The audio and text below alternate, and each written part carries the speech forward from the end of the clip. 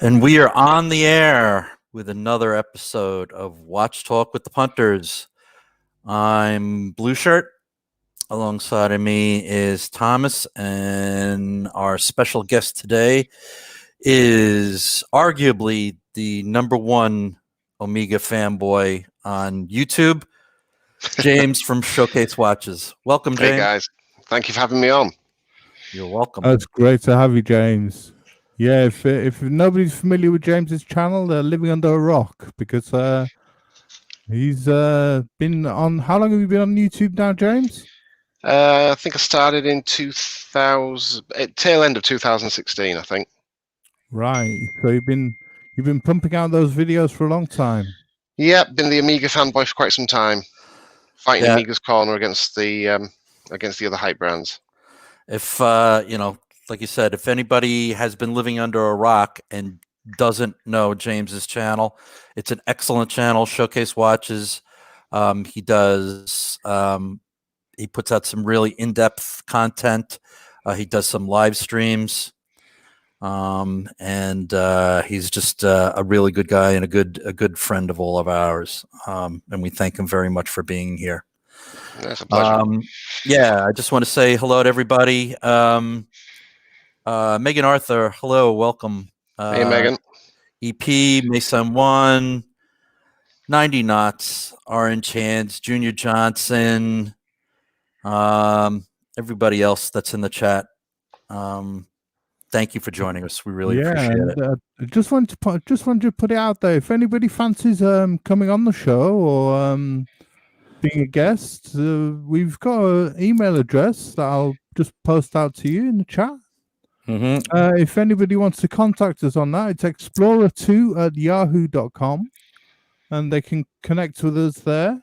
It's in the About section of the channel, and if anybody wants to come onto the stream and chat to us, we just to give us a bit of preparation time, that'd be great if you could contact us on that address. That'd be great. We'd love to hear from anybody who would love to come on the show and chat about watches. Yeah. Yep. And just in case you missed it, I've added the email address in the About section of the channel. So if you missed it in the stream, you can go look up the channel and the email address is there. But it's Explorer2, and 2 is TOO@yahoo.com.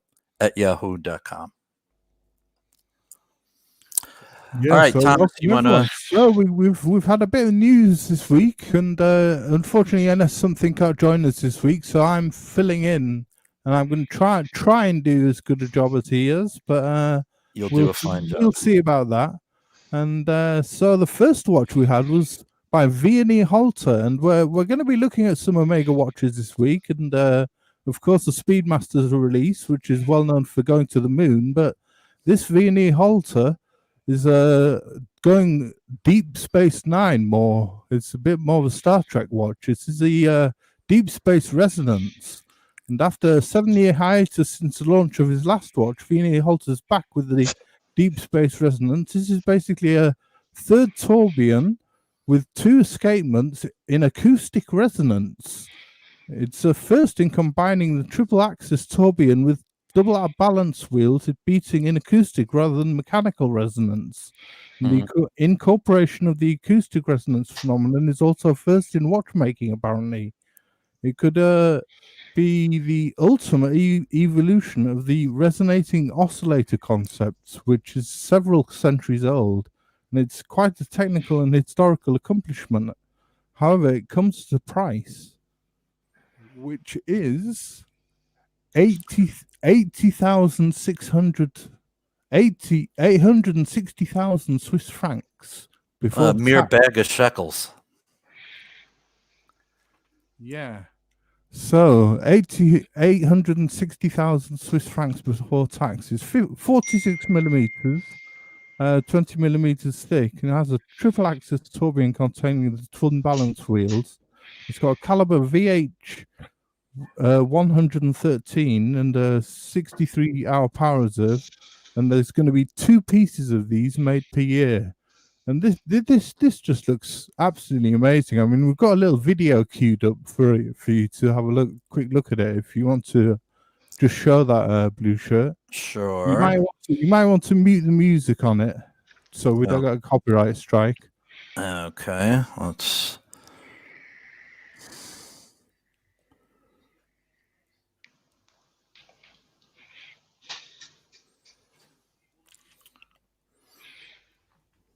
Just a quick hello to everyone. Hi, Megan, Martha, Maynard, Joseph, Junior Johnson, howdy from Texas, our good friend there. Vince, Slapper Chopper, Mason 1, EPRFA, 90 knots, good to see you. Clive Watch Wrangler, good to see you. Nathan Bellman, Cubo, Chip Gage, great to see you all.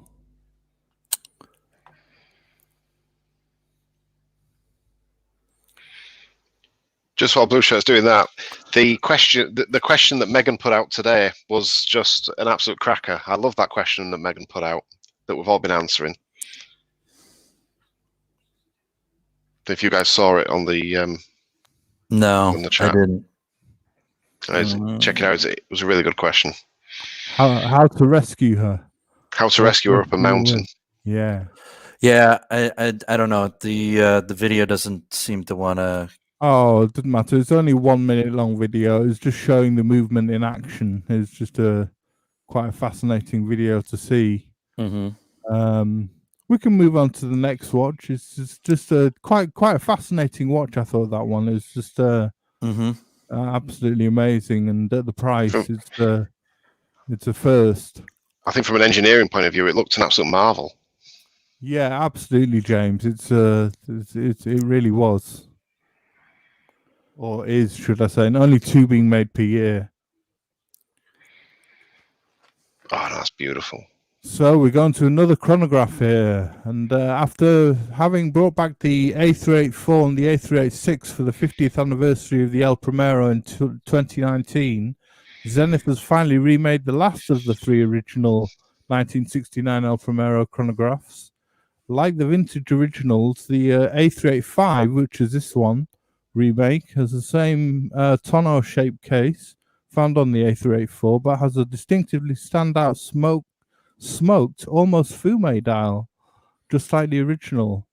The original has a funny story in that an original A385 was fastened to the landing gear of an Air France Boeing 707 flight from Paris to New York in 1970, and this watch kept perfect time on landing.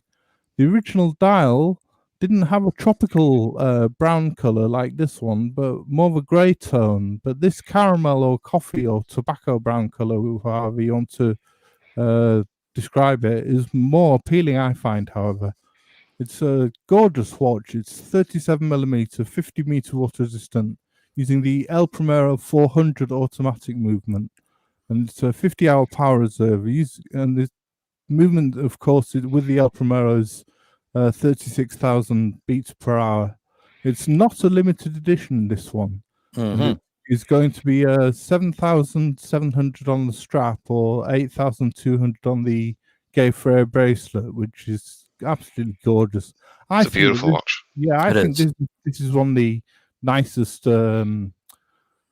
revival watches they've done. It's actually taking my preference over the A384. I think it's gorgeous.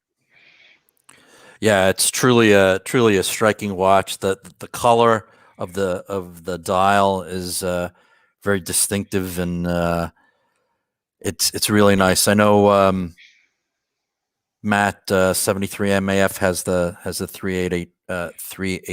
384, yeah, right, and he loves it.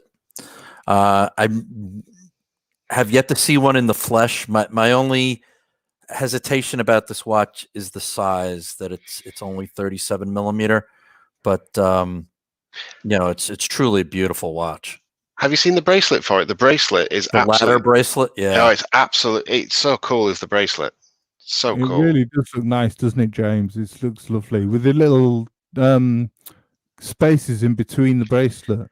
Mhm. I was watching. I think it was over on the Watch Advisor channel the other day when he did the premiere of this watch, and yeah, it was just it was stunning, absolutely. And I think he calls it a cappuccino dial, which I think sums it up quite well. Yeah, But I just think that dial with that pop of red on the seconds hand, it just works. It's a beautiful watch. really is. I agree. Yeah, it really does work. I think that coffee colored dial or cappuccino, as you say, is just beautiful. Yeah. Really is. Yeah, there's so few watches out there that have a brownish, style colored dial. It's really distinctive and really stands out. Yeah, Yep, fascinating. that's beautiful. Big favorite So, of mine, the Zenith. Big favorite of mine. I'd love to add one of those to the collection at some point. mm, So yeah, the next bit of news was the new JLC Master Control chronograph calendar, which is a bit of a mouthful.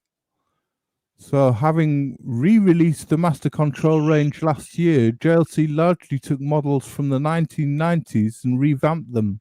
Apart from this new watch, the Master Control chronograph calendar. This combines two complications that JLC have produced for a long time, but never combined in a watch before: the chronograph and the triple calendar with moon phase. It's 40 millimeters, 12.05 thick. It's stainless steel or rose gold, 50 meters water resistance, caliber 759, which is 65 hours power reserve, and its steel is $15,200 or rose gold $28,500. mhm. And the caliber's automatic movement. And I'd prefer this to a Daytona, to be honest with you. It's beautiful. It's a Yeah. beautiful watch. It's got a rose gold rotor on the back. It's lovely. I'm always surprised with JLC that they don't get that they're not. I know they're a really high-ranking watch, but when you look, I much prefer these to like Patek Philippe or VC. I much prefer the JLCs.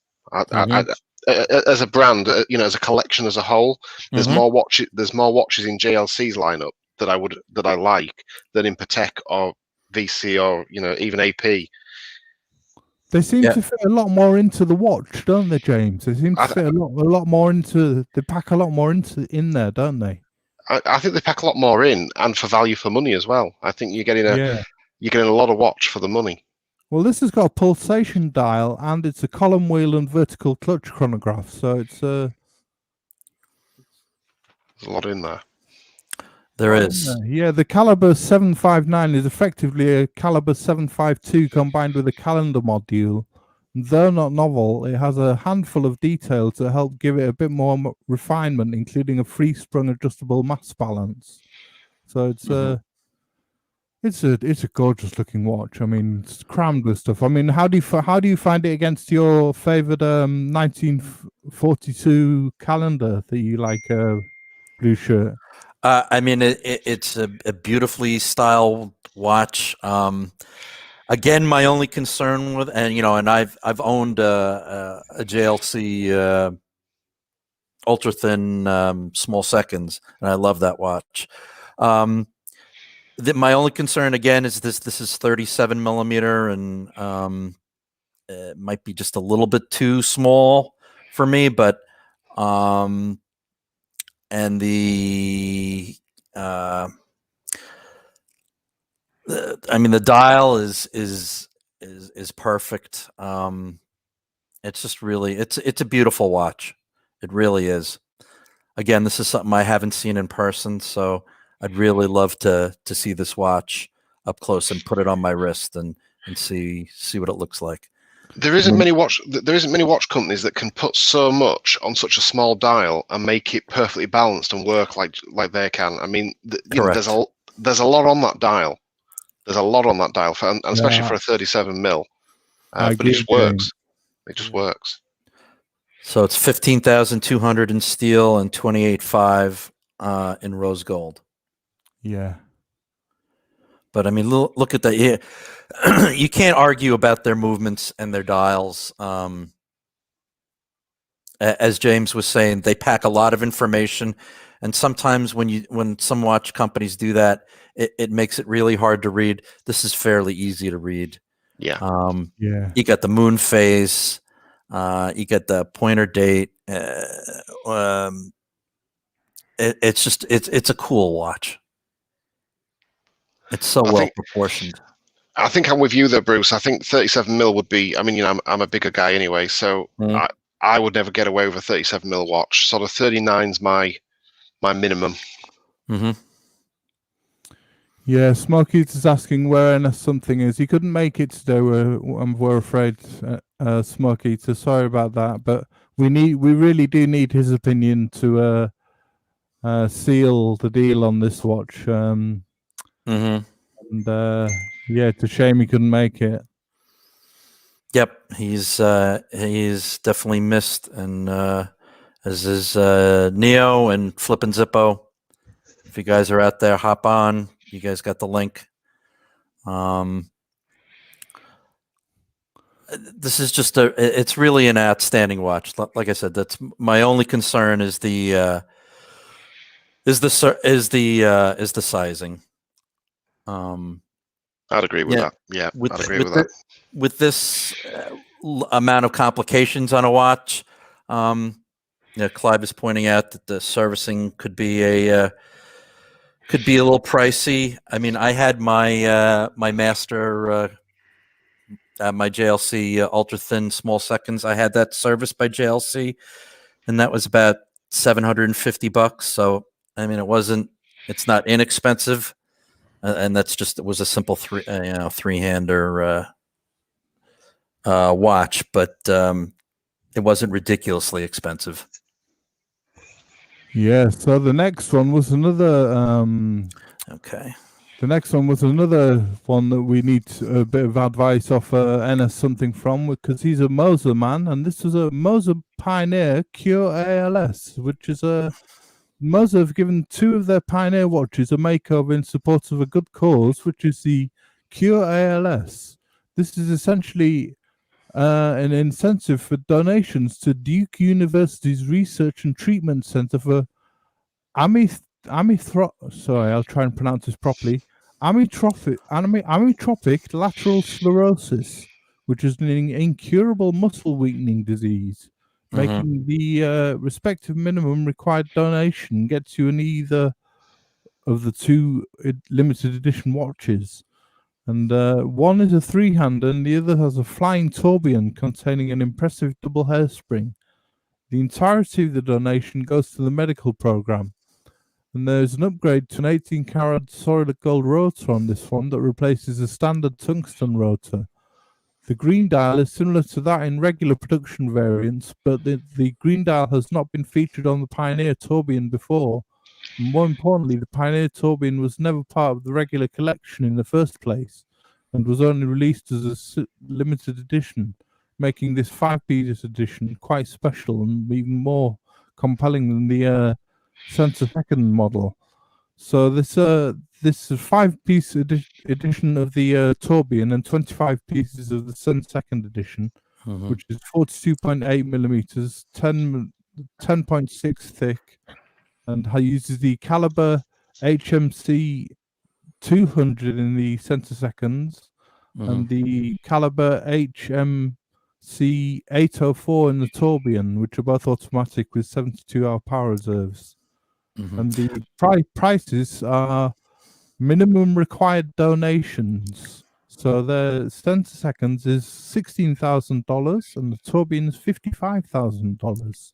Wow. Well, I just want to interrupt you for 1 second, Thomas. I want to stand corrected. The and I think it was 73 MAF pointed out that JLC is 40 millimeters. The previous iteration of that watch was 37. That watch that we looked at was 40 millimeters. So my apologies. Yeah, it was 40 millimeters and 12.05 thick. But this Moser is beautiful. Really is a nice watch. Lovely green 42.8. dial. Mm-hmm. That What do you green think, dial. James? I'm just going to say the green dial, the green strap, everything on that works. It's beautiful. It's absolutely stunning. I don't have a bad word to say about it. It's just stunning. It's the simplicity that makes it. It's just beautiful. Yeah, it really is. It's a stunning watch. I think I almost prefer it without the open heart. I think I almost prefer it just with the plain dial. Yeah, the centiseconds. Spend a lot less money as well. 16,000 as opposed to 55,000 for the Tourbillon. Wow. I just want to welcome Hands, Knees, and Toes. Welcome, Hansi. ID Guy, welcome. Nice to see you, Yeah, my friend. ID Guy. Good to see you. Mr. Perpetual, AMG, JCB, good to see you. Ken Spear, Geezer, hello, my friend. Thank you all for joining us. So, quickly move on. All We've right. got the next one, which is the Chopard LUC XP. Yurushi Spirit of Shi-Chen. So the LUC-XP may well be best known as Chopard's paired back formal wristwatch. It also forms the base for an interesting collection of limited edition timepieces decorated in urushi and makie, forms of traditional Japanese lacquer. And an E-station take on métier d'art, often found in Swiss watchmaking. The latest addition to the line is its most unusual today, being not just a decorative expression, but also a new, albeit simple, complication. Decorated in lacquer and gold dust, the LUC-XP Urushi Spirit de Shi-Chen has a mechanism displaying traditional Chinese time of 12-hour days, with each hour represented by an animal of the Chinese zodiac. The Shi-Chen indicator is based on the same 24-hour day of modern timekeeping, and it's driven by a module on the base movement, made up of a disc that rotates once every 24 hours, much like a day and night display. So that's the little disc on the top there, where you see the animal. Interesting. Yeah, really interesting. I think I respect it for what it's. I think I respect it for its uniqueness, but it's not something that would float my boat. I don't see anything that's. I don't see anything that's beautiful in the watch. Yeah, but I respect it for what they're trying to do. You know what I mean? It's a very simple design. Like I said, it's one of their paired back formal wristwatches. It's coming in at $38,000 as well, which is quite a lot of money. Yeah, it's 40 millimeters, 8.28 thick, and it's 18 karat rose gold is the material. Look at that micro rotor and the. Well, I was going to say the micro rotor on the Caliber LUC 9629L is an automatic caliber with the micro rotor, and it looks great, doesn't it, Blue Shirt? Yeah, I mean, look at the heavy Geneva striping on the movement there. It's just it like casts a shadow almost. It's really Chopard is they're definitely trying to step up their game. You know, a lot of people in our hobby frown on the jewelry brands, but all of them, I think, are really starting to step up their game, especially like Bulgari and Chopard. Yeah, I mean, gorgeous. I think this is a watch that I think this is a watch that looks better on the back than it does on the front. Mm-hmm. Which is unfortunate. But I respect what they're trying to. I respect what they've done with it. I respect its uniqueness. Going for the Chinese market, obviously, and I love Clive. I love Clive's comment. I completely get where Clive's coming from on that one. If you can see that one in the chat. Who else over 50 is getting a flashback about the menus at the old-fashioned Chinese restaurants from the Chinese zodiac? Oh, Clive.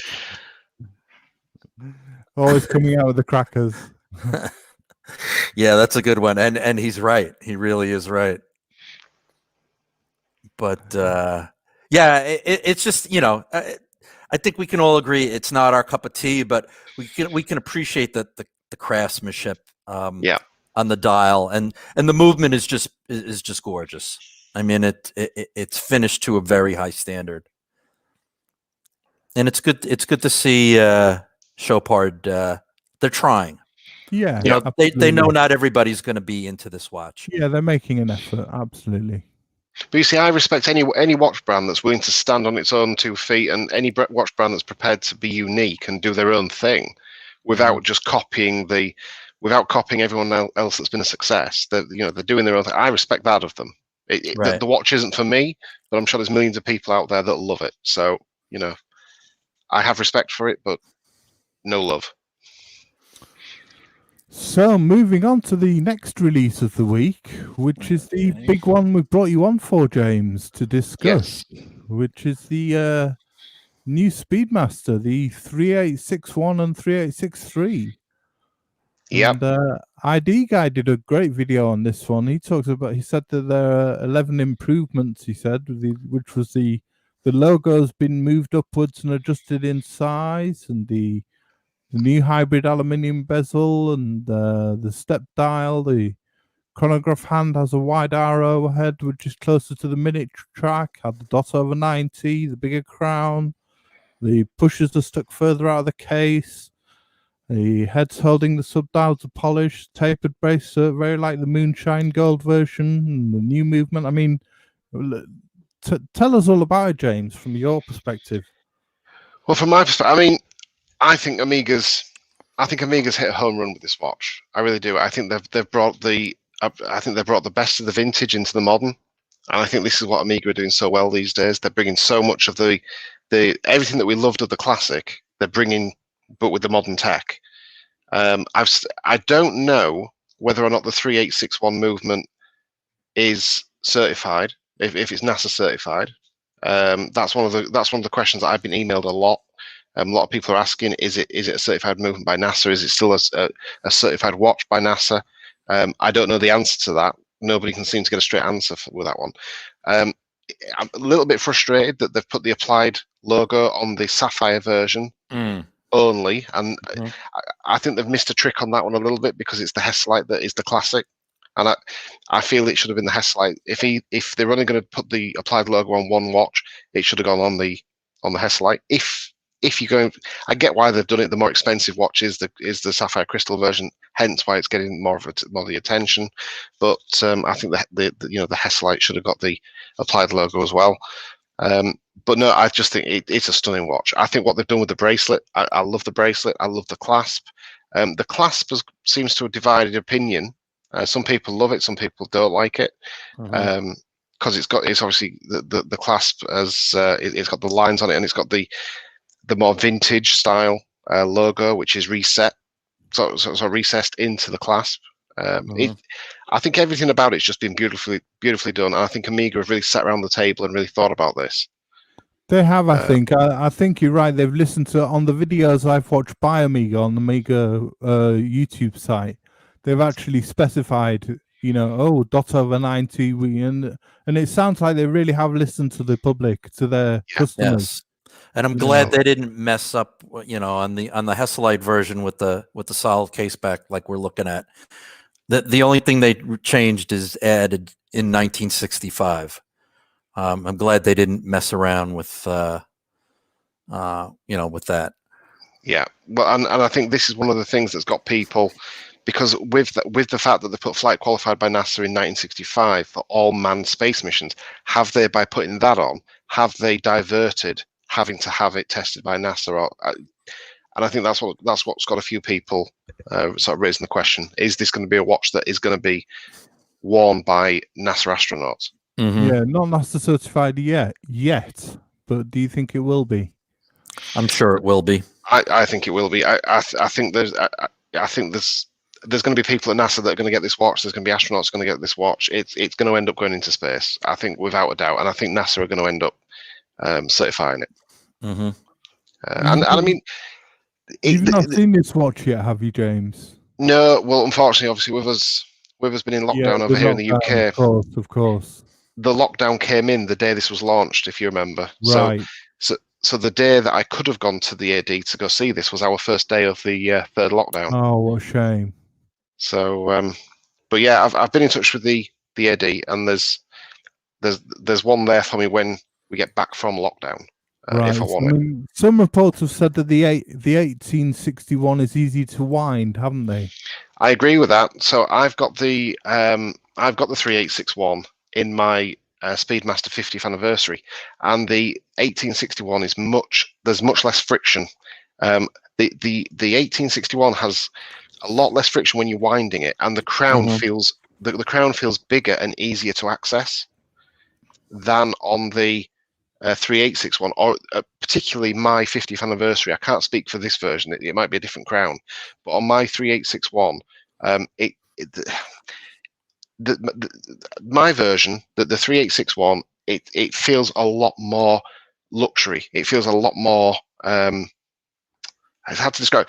The 1861 feels more like an industrial wind. It feels more like you are winding, you're winding a watch. The 3861 is a bit more. It's a bit more silky, but at the same time, it requires more effort. Right.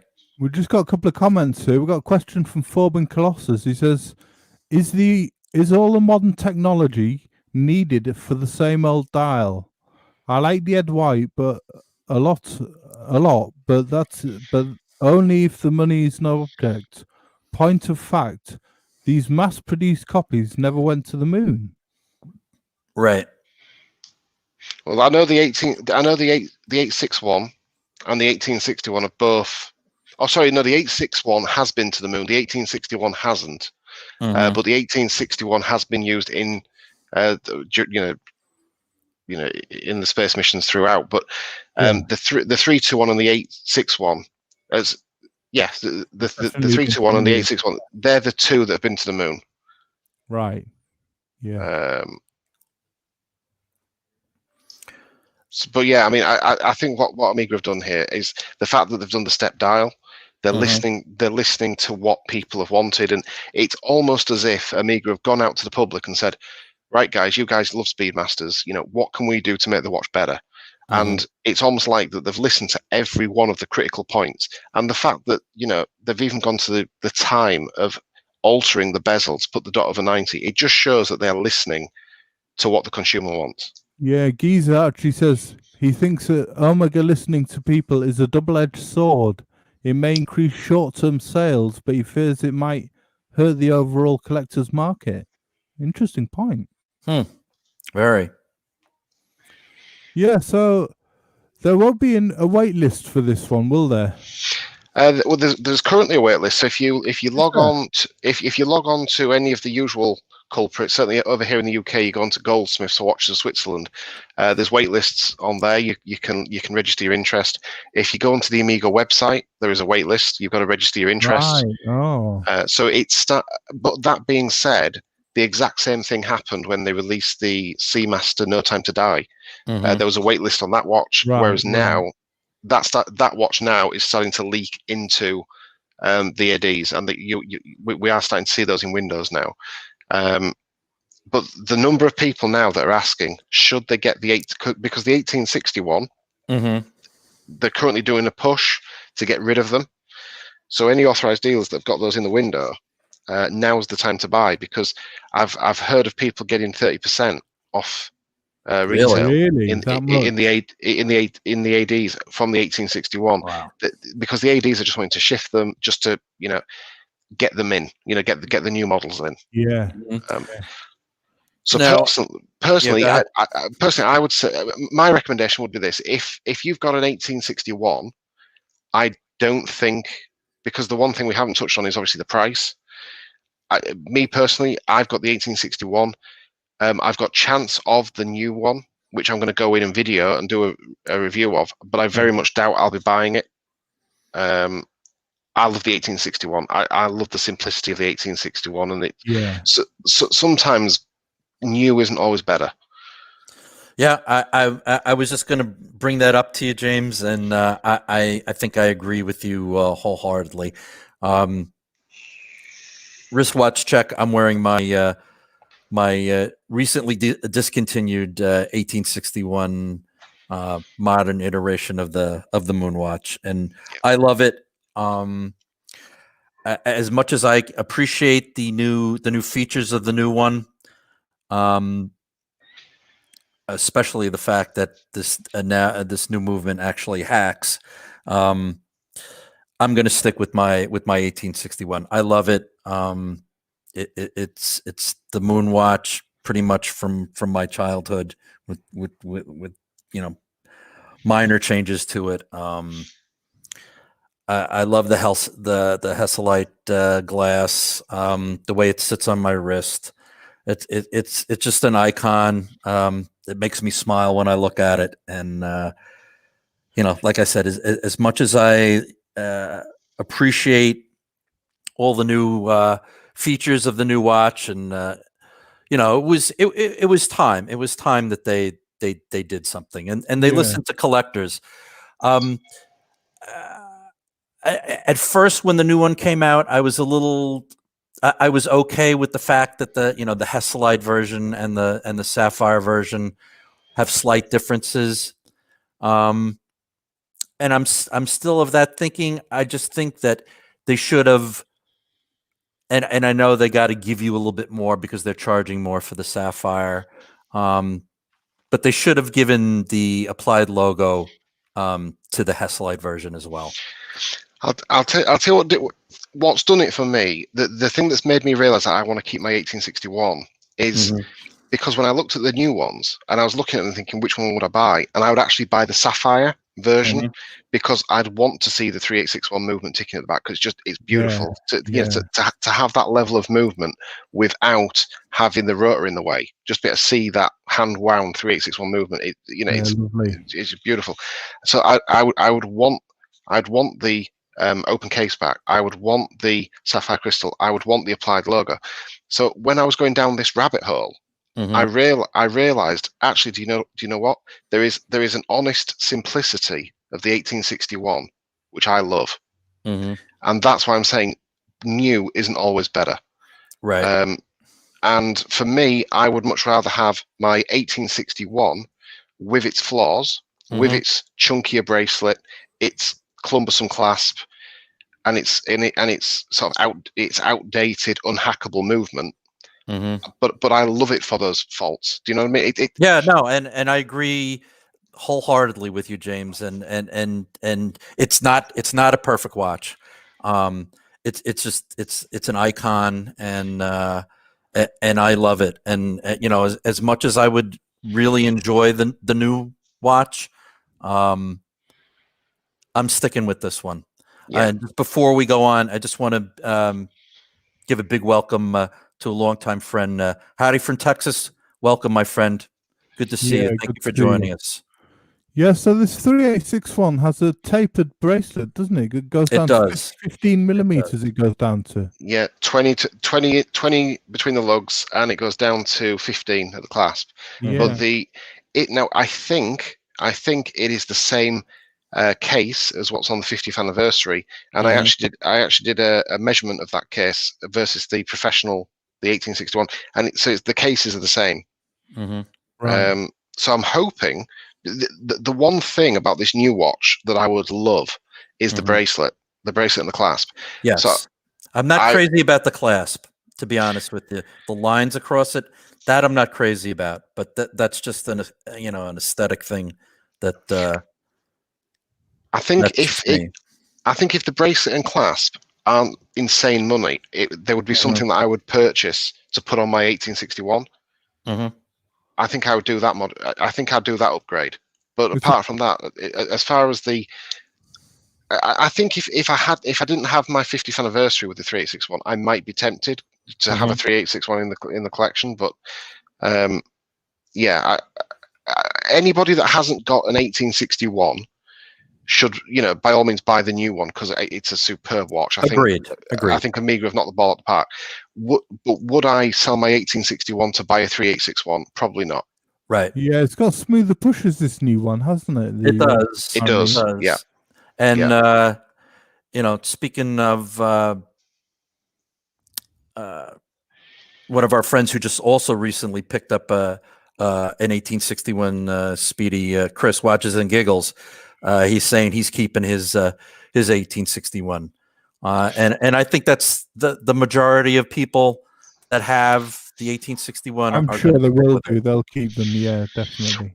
Well, me and Chris had some private messages backwards and forwards when he was looking at getting the Speedy, and he ended up getting it, with a good discount. And that's what I love about Omeega is they put the watches out there at a price which, and then they'll discount them, and then by the time you get your discount, you're pretty much getting the watch for what it is on the secondary market. So, although you're not going to, they're not as investable as like a Rolex, but it's something that they're just such a cool watch. And me and Chris had this conversation, and he said to me he was going to keep his 1861, and that it's fastly moving into his favorite watch in the collection. And Chris from Watches and Giggles, as many of you guys know, he's a Rolex guy. He likes his Rolex watches, and he's recently got his Seamaster and his Speedmaster, and yeah, he's rapidly turning.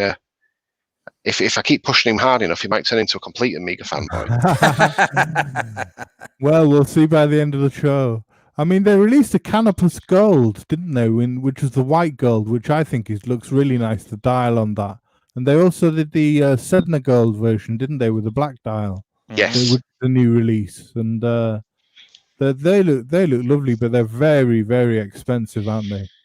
This is where Omeega play a bit of a strange game, because they put the prices up there at that sort of money, and then when you start looking at what else is on the market, you've really, really, really got to want a gold Speedmaster to pay that price. Yeah, absolutely.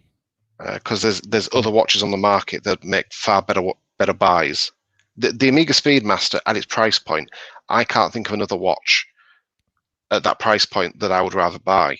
But when you're getting up to the gold prices, there's a lot. It opens the market to a lot more watches.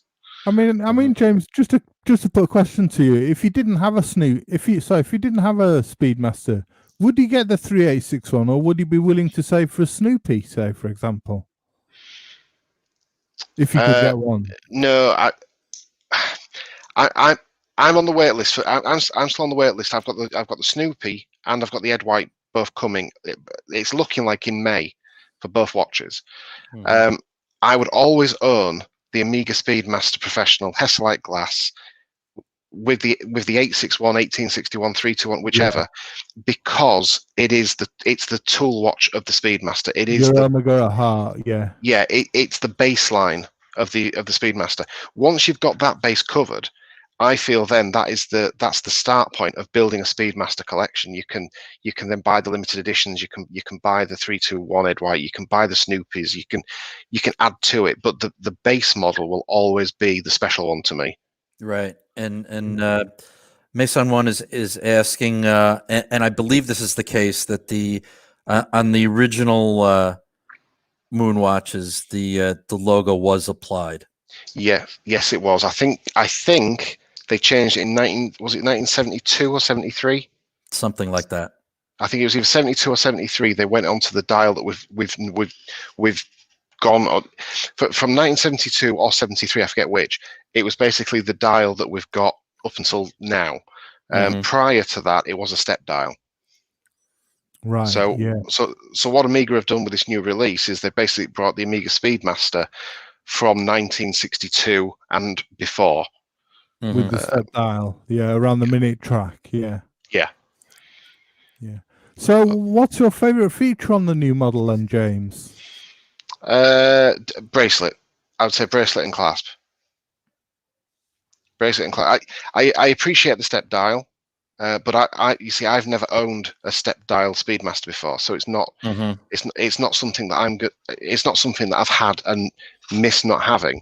But having owned the 1861, there's things about the 1861 that I'm not happy with, which is the bracelet and clasp. So if I could change the bracelet and clasp, I think they've then got a perfect watch. So yeah, of everything that Omeega have done with the new watch, the bracelet and clasp is the winner for me. Yes, but very like again. I mentioned the gold models, and it's very like the Moonshine Gold model, isn't it? This one, it's on the 50th anniversary Speedmaster. Yes. But I mean, generally speaking, I think they've hit a home run. I really do, and I think I think the Speedmaster release. I think Mhm. Omeega have learned. I think Omeega have learned a lot of lessons over recent years. Yeah. I think Omeega have done a lot of things wrong. Up to the last couple of years. But I think the last couple of years, I think they're trying to correct their wrongdoings. And and this Speedmaster is just one of those things that they've just done it perfectly. What they can now do, Mhm. and remember this is Omeega we're talking about. They Right. could really start to mess this up and start putting color. They could take this watch and start putting different colors on the dial and start putting different color bezels on. If they did that, that would be detrimental. That would be horrendous. Yeah. They just need to. They've hit a home run. They need to leave it alone now. Yeah, they are guilty of doing limited editions, aren't Yes. they? And putting colours on, like you say. I thought we'd go through a few of you. I know we know you're a big Omega fan, and we've talked a lot about the Speedmaster so far. And I just thought we'd go through a few of your other Omegas that you've had in the past, James, and Yep. tell us a bit more about your love for Omega. And Pull the first one up here. we'll bring some of those up. We'll bring some of those up and chat about them quickly. Well, like most people, I started out early on with Tag. Just a little bit of background. I started off with Tag. I went on to Breitling, Oris, and then multiple Hamiltons and other stuff after that. But in 2012, I discovered my first Omeega, which was the Omeega Seamaster Planet Ocean, the 42mm, which is this one you brought up here, powered by the caliber 8500. And the reason beautiful watch. Well, the reason I went for this one is as most people know who watch the channel, I'm a massive Bond fan. And at the time Skyfall was out and this watch was in the window, it was £3,950. And I was looking at this watch and I was looking at the ceramic caliber 2500 Seamaster Professional, which was, if memory serves, was 2,770. So there was roughly about £1,200 difference in the watches, which, bearing in mind that up until that point, I'd been messing around with Tag Heuer and Hamilton and Oris. So that £1,200 up difference between watches was massive. But I went for this one. I went for the Planet Ocean Caliber 8500 because it was the in-house movement. And this movement was sort of the beginning of what Omeega have now done, with the the anti-magnetic properties and everything else that they've done. From the 8500 onwards, that's when Omeega have really stepped up their game. And this last 9 years, they've really stepped their game up. Yeah, absolutely. But I love this watch. I love the Planet Ocean as well. Sorry, James. Sorry to interrupt you. Carry on. No, the only thing I was going to say about this particular watch, one of the things I love about this watch is that the fact that bezel is actually a ceramic bezel, but it's not got the reflective properties of ceramic. So it's not like you've got all the scratch resistance properties, but you've not got the glare. The glare that you often got out of sort of like a Rolex or yes. You don't get that with this watch, and that sapphire crystal it's anti-reflective on the inside, and it's just like as if there's nothing there. It's as if you can't see the crystal. It's just such a clean dial. It's a beautiful watch. Yeah, it is. Gorgeous. It really is. And those broad arrow hands. That's what I love about it. And also, I love the bracelet much more than the Seamaster Professional, the Brosnan one. I much prefer it. I agree. I mean, how did you find the bracelet, James? Loved it. Yeah, absolutely loved the bracelet. So in fact, funny enough, I've still got 2 spare links for one of those watches. I had to buy 2 spare links because I bought one pre-owned that I had to put a couple of links in. But no, yeah, the bracelet is so comfortable on that watch. It really is so comfortable. The clasp again, it's the twin, it's the twin deployant as we're used to with the Omeegas. But the winner for that watch was always going to be the movement. The only problem with that watch is it was really heavy. It's a really heavy watch and it's quite a thick watch. I agree with the rancher here. I can't stand the skeleton hands. Yeah. If you just move on to the next link, Blue Shirt. Sure, I can do that. Go on to that one. Okay. Just bear with me. So, next one.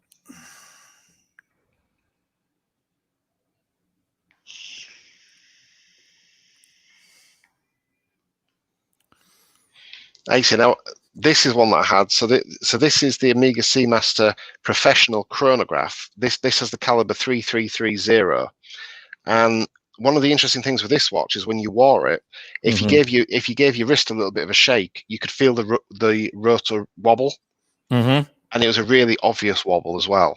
I actually had this watch for quite a long time. It's a fantastic watch. Again, a little bit on the heftier side. But what I like about these is the fact that the pushers, you don't have to unwind any screws or anything to operate the pushers. They just work.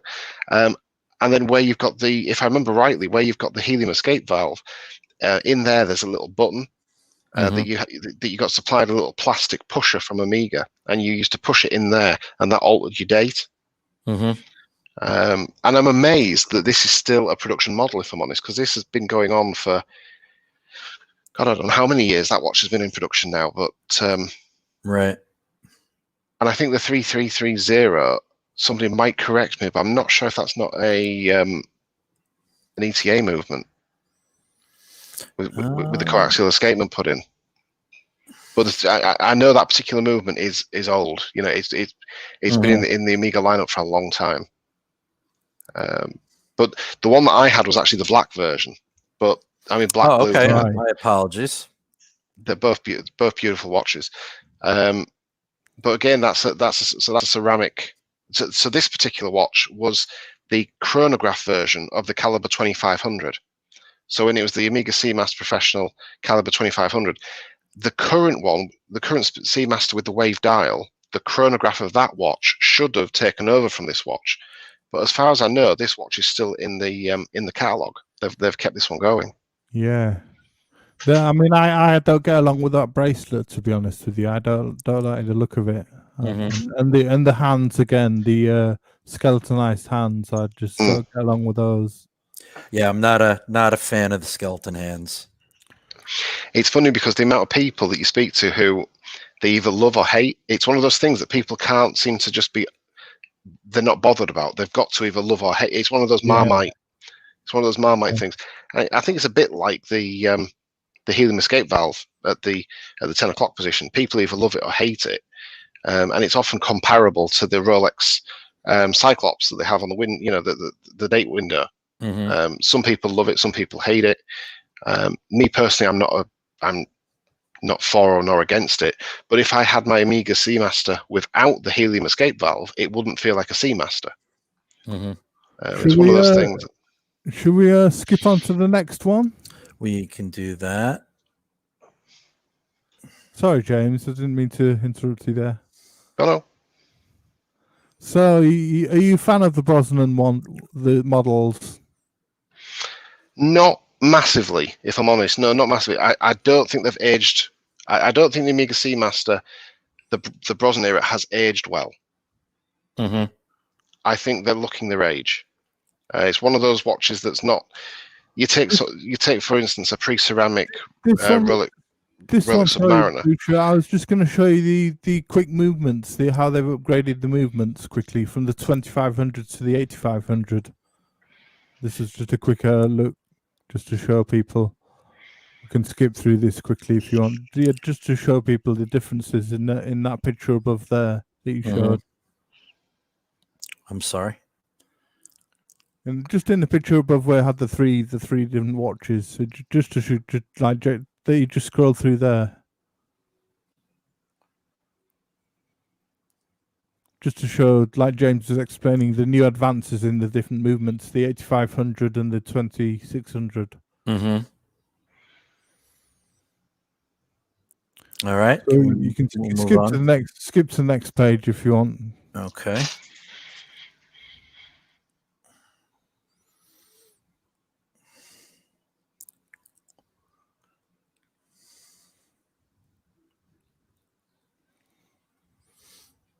There we go.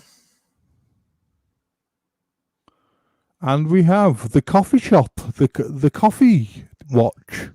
Yeah, so that was influenced by our friend ID Guy. I'd seen his. I'd seen these in the brochure before, but because they were limited edition, I didn't see I've not really seen them in the flesh that much, but I'd gone out. I'd gone and done the banking for work. Click on that one on the left if you want, blue shirt. Just click on the watch on the left if you want. All right. So so I went out to go do my business banking, and just went for a coffee, and there was there was a pre-owned watch shop, and I'd seen ID Guy's video, and I mean ID Guy, he could sell me anything, the video that he did of that watch. By the end of the video, I was like, oh my God, I need to buy that watch. And he has that effect on people. He does indeed. I tried to return the favor by sending in my Tudor Black Bay 58 just to try and get him back. But yeah, so I passed the coffee shop. I saw this in the window and just went in, tried it on, got it at a really good price, and fell in love with it. Absolutely fell in love with it. It's just a beautiful. And that caliber 8806 is actually the same movement that's in the No Time to Die as well. It's basically the no date version of the caliber 8800, which is the Seamaster Professional. It's a gorgeous watch, isn't it? It really is. I love that 3-part bracelet as well. That really comfy looking bracelet. I've tried on the Railmaster myself, and it's a really comfortable watch. Well, ID Guy summed it up perfectly in his video, and he said that this watch is when a company represents themselves. So it's not showing it in these pictures, but you get the big red box, period correct red box. It comes with all the paperwork. It comes with the limited edition booklet, and you open the booklet, you have a read through, and Omeega are basically telling you why this watch is a good watch. That you've just been out and spent $6,000 on this watch, and they're saying to you, this is what you've bought. This is its history. This is what it is. Watch brands very rarely do that now, and usually you can walk in, you can buy a watch. They put it on a little cushion, they put it in a box, they shut it, they give you a warranty card, and on your way. With this watch, you're not just buying the watch, you're buying the presentation, you're buying the history, you're buying this watch is Omeega to its core. This watch gave birth to the dive watch for Omeega, and you can see a lot of the Planet Ocean heritage and a lot of the Planet Ocean pedigree in this watch. Right, yeah. Which is why I think it'll always be one of the Omeega favorites for me. Yeah, it's a beautiful. It's a really. Go ahead, Thomas. I was just going to say, in the broad arrow hands, I can see that. Yeah, go ahead, blue shirt. No, it's a stunning watch, and it's easy to read because, as Clyde likes to say, it has contrast. Yeah, that's right. Yeah, and beautiful watch. It is. There's two things that people criticize it for. One is the size, because it's only 39 millimeters. So a lot of people are saying it could have done to have been an extra millimeter bigger. I tend to agree with that because I have a 7.5 inch wrist, so I'm a bigger guy. I would have liked to have had that an extra millimeter bigger. But that being said, you can get the 41 mil version, which is the newer one. You can get that one if you really want to go down that route. But with this one, and then the other thing that people criticize it for is the faux patina. Faux patina seems to be one of those. Love it. It is a love it or hate it item on watches, no doubt. Yeah, but I think what Omeega are doing is because these tropical dials. So the dial, and it, again, same on the Bond, the No Time to Die. So it's an anodized aluminium bezel. Anodized aluminium dial. So the idea is that it ages, and so on this one that we're looking at now, the bezel is aluminium as well. So the bezel is going to age, the dial is going to age, and the idea is because of the color of the faux patina, when it is aged, the faux patina looks correct. So it looks purposeful and correct now, but it will also look aged and correct in 20-30 years time. So it does serve a purpose. It is aesthetical today, but in 30 years time, it will serve a purpose. Yeah, lovely watch. Absolutely lovely. It is. So on to the watch of the moment, which is your new love. And we'll move on to this one. You mentioned it earlier.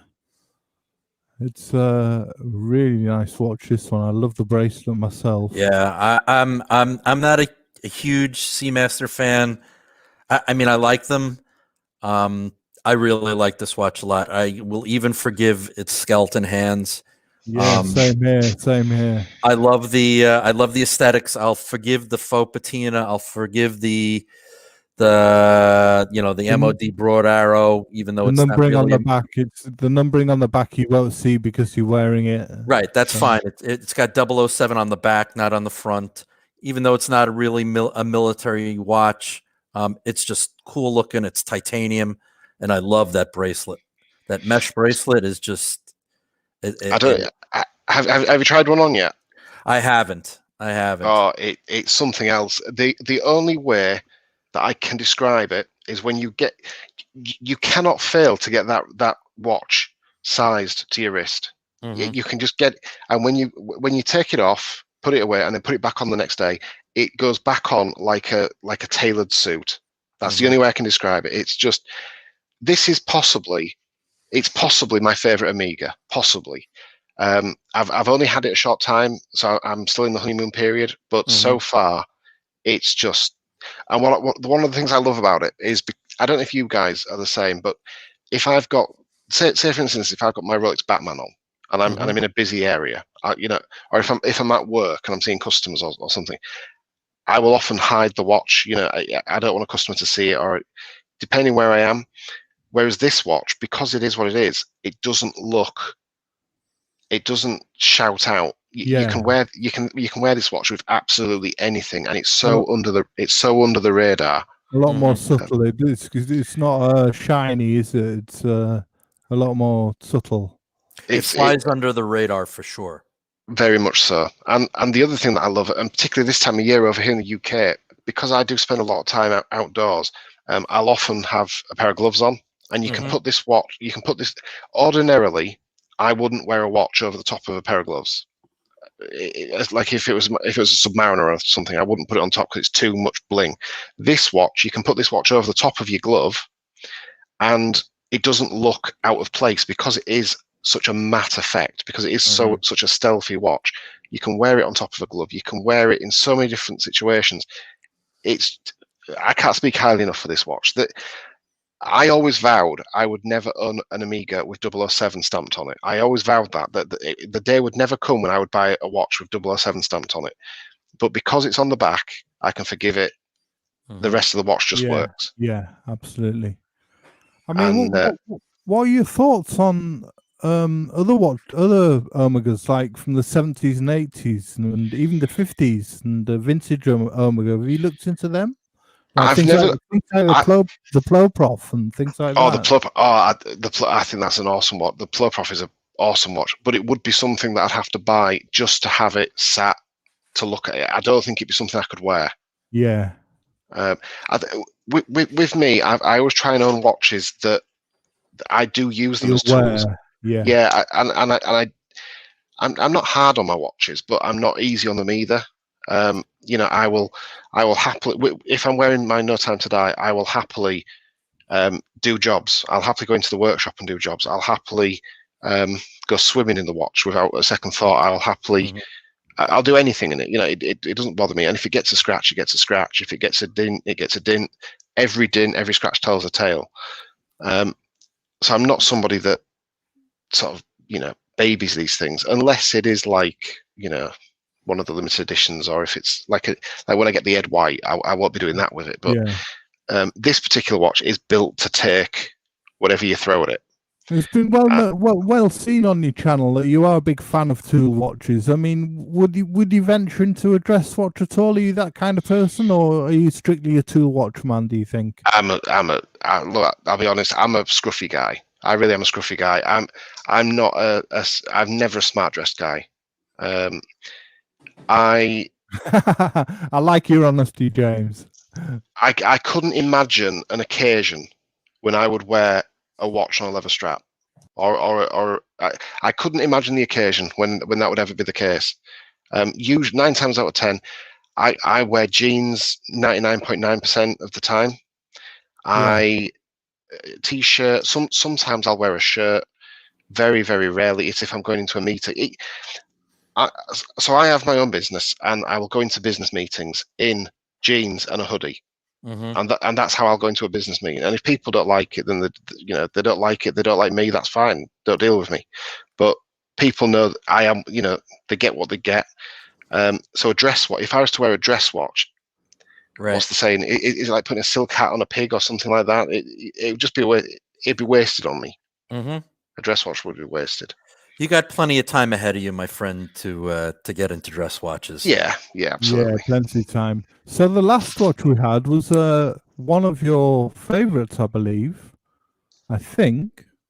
Anyway, and it's a beauty of a watch because I love the 3-part bracelet on it. It's the Apollo 11 50th anniversary. Back to Speedmasters now. Yep. This watch has been a rebuy for me. So I got this watch. I got this watch from my authorized dealer, and I got it at retail. During all the hype, and I was absolutely thrilled to bits to have it. But then I found that I wasn't wearing it a great deal because it just felt to me like it was a more delicate watch. I know it's not a more delicate watch. It just felt more delicate. It felt more of a special watch. And it didn't fit in that tool watch category for me. So it wasn't getting the attention. And so I let it go. I wrongfully let it go. And then ever since I let it go, I had a regret. I just had a feeling of regret inside me that I'd let it go. And I now have the watch. So I bought the watch back, and I now have it for special occasions. I have it for, I have it on show. And I suppose this is my dress watch. Absolutely. Nice. Yeah. Absolutely, it's a dress watch. But this is the one that's, so the bracelet and clasp on this watch is the same as what's on the Ed White, the 321 Ed White. The 3861 movement is the same as what's in the Snoopy and the now current Moonwatch, Seamaster, the new Moonwatch. But it was a first, and as Tim Mosso said, this watch had a lot of firsts against its name, and you can only be first once. And of course, it is the 50th anniversary of Apollo 11, possibly the most important time in human history. Yeah. So it's a beautiful watch. I mean, I was going to say, which is your favorite watch in your collection? Would this be the one? Would you say, or would it be a Rolex? No, it's an interesting question. Is that because if you were to say to me, I was going to spend the rest of my life with one watch, what would it be? I think it'd be my Rolex GMT Batman. Yeah, But that's a well-rounded watch. But I think so. Certainly. This is a really nice watch. Plus the fact that you get a close-up of Buzz Aldrin's ass. Yeah, exactly. But the proper moon dial.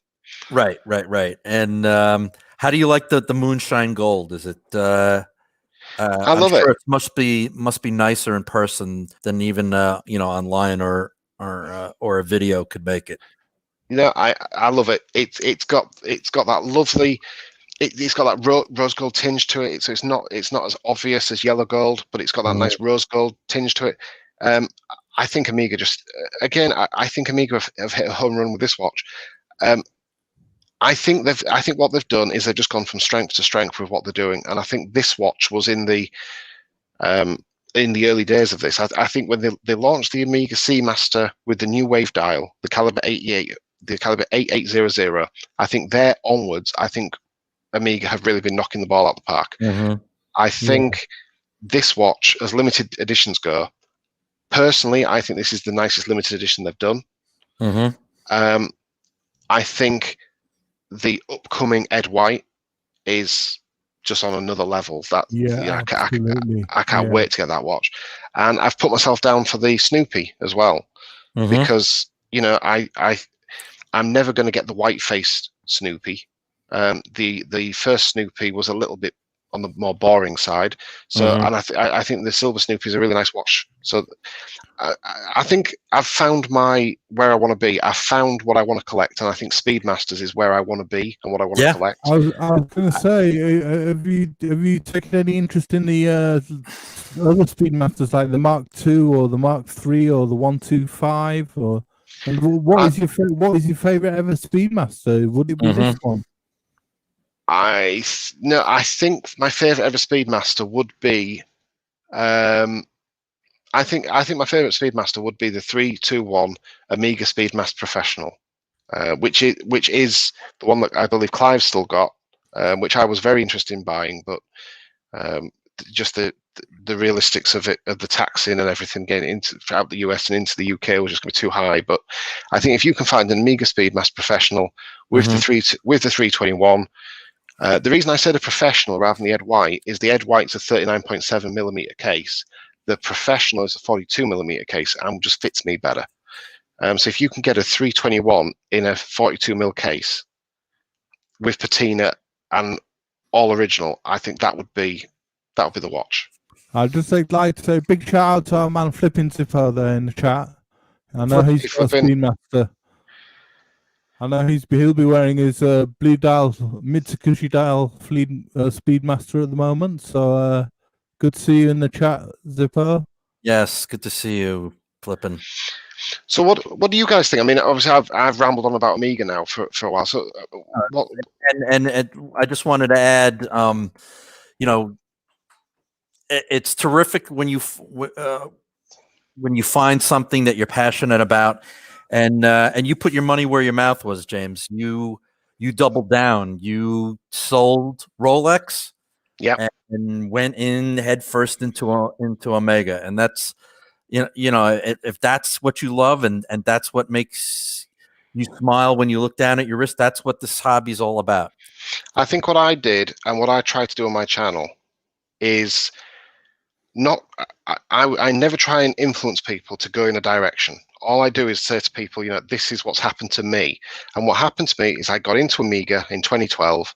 I was an Omeega fanboy from 2012 until about 2016, 2017. I discovered Rolex, and I got the Rolex Submariner. I then got a Hulk. I then got a Batman, and I started getting into Rolex. And I got bitten by the Rolex bug.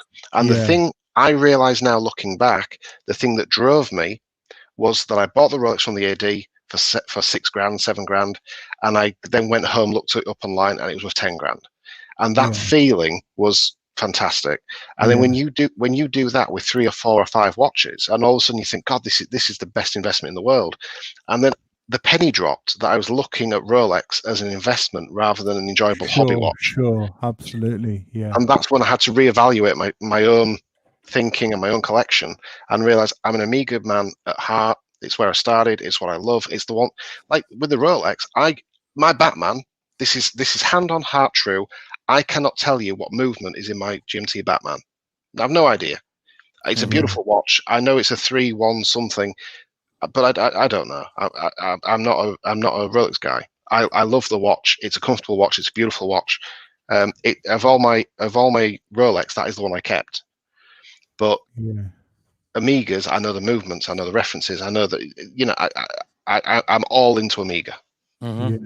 So just on that topic, just to round us off, I just wanted to pose a quick question to the chat, just a quick challenge. Talking about Rolex and Omega, I wanted to pose a quick challenge to the chat. You've got £25,000 or $30,000. And you're allowed to buy 4 watches, but no Rolex or Omeega. So what do you choose? You can get three nice ones and a B2. You can get 1 really nice one and 3 G-Shocks or whatever you want. So we've chosen 4 watches between us, and I can start off if you want. Sure. And, so I chose for £25,000. I chose a Zenith A384, which was 6,900. I chose a Panerai 779 for £7,000. I was going to choose a JLC Tribute, but I think someone else has chosen one of those. So I'll go for a Latitude original 60s Panorama Date for £7,000, and I'll go a Tudor Black Bay GMT for £3,040. So I'm just a little bit under there. Beautiful. All right. James, do you have 4? Yep, I've got 4. So I've got the Zenith El Primero Open, the Open Heart, the C700 at 7,300. I'm really liking the Glass Shoot Original CQ, Mhm. again Lovely at watch, 7,000, lovely. again at 7,300. The Grand Seiko SBG J237 GMT in blue. They also do a green version as well, which is a beautiful watch. So Right. I'll settle with Nice. either. And then a bit of a a bit more out there. And as a dress watch would be the new Santos de Cartier at 6,850. Very nice. Oh, Very nice. lovely. That's dressy for you, James. It is dressy. Nice. It is You got dressy. Cartier, Grand Seiko, Glasuto Original, and Zenith. Zenith. Lovely. Yep. Lovely, James. So, Blue Shirt, what have you Yeah, got for my us? 4. I actually have these lined up, so we'll just go through these quickly. I actually have them all lined up and ready to go. First is the Breguet Type 20. Oh, that's you all over, isn't it? We know you want one of those. Oh, that's I know you beautiful. want. I do indeed, and that is $9,500. So Lovely. then we will move to my next watch, which is Great Minds Think Alike Thomas, the James D. Yeah. Reverso Tribute Small Seconds in Oh, blue. mwah, mwah, mwah. Love that Love watch. it. Love it. This is another watch that eventually will be in my collection. Some way, somehow, will be there. That's $8,250. And moving along, we go to the Breitling Super Ocean Heritage 44. Ah, Nice. nice choice. Good Nice choice. Yeah. On Good. the shark mesh bracelet. In blue dial, of course. And blue dial, of course. That is $49.85. And lastly, another watch that I've mentioned often, and one that I actually discovered from Bill Sanders, is the Hobring 2 Felix. Oh, Absolutely love that wonderful watch. choice. Oh, yeah. Wonderful. A little husband and wife brand from Austria. Bill always says this is of all of his watches, this one keeps the best time. Just clean, classic, simple watch, and that's $5,850. So, like you, Thomas, I was under a little. I was at $28,550. You can lend it to me Brilliant. then. You can lend it to me because I was about £1,500 over. So, guys, listen. We want you guys to think about it. We'll do another episode, and we'll ask you guys what are your 4. So you have 4 choices. Once again, it has to be under 30,000 US or 25,000 Great British pounds. No Rolex, no Omega. Yeah. And just, I'll put it in the chat again. If anybody fancies joining us on the show, if you could email us, explorer2@yahoo.com. Or just wants to reach out and and talk to us. Just want to reach out and chat to us, yeah. Chat about possibly coming on the show, or just chat in general. That'd be great. Yeah. Exactly. So we're approaching an hour and 20. So I think this is a good place to end it. Excellent show. I want to thank James. Yeah, thank you so much, James. Thank you so very much for coming. And thank you for the invite. Much appreciated. Check out his channel. Yes. Please, Showcase Watches on YouTube, and check out his channel. He's got loads of great content. He does live streams. He does lots of videos on Omega, Rolex, all the good stuff, and I'm sure you'll enjoy it. Well, thank you, guys. Oh, you're welcome. You're welcome. And I just want to thank everybody in the chat for joining us. We really appreciate it. Spread the word. And want to say a big shout out to Flippin' Zippo. Absolutely great to see you in the chat, Flippin'. Yeah, it was good to see you. You always get the link, my friend, so you're always welcome. And as something in Neo, we missed you guys this week. Hopefully you'll be able to join us next week again. And again, James, thank you so much. No, thank you for the invite. Much appreciated. You're welcome. You're welcome. And we'll see you all next Sunday. Thank you very much, everybody. Later, guys. Take care. See you next time.